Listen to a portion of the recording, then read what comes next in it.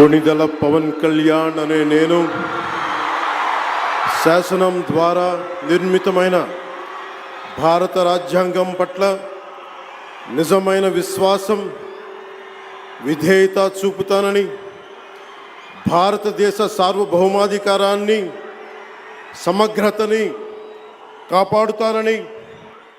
ఆంధ్రప్రదేశ్ రాష్ట్ర మంత్రిగా నా కర్తవ్యాలను శ్రద్ధతో, అంతఃకరణ శుద్ధితో నిర్వహిస్తానని, భయం కానీ, పక్షపాతం కానీ, రాగద్వేషాలు కానీ లేకుండా రాజ్యాంగాన్ని, శాసనాలని అనుసరించి ప్రజలందరికీ న్యాయం చేకూరుస్తానని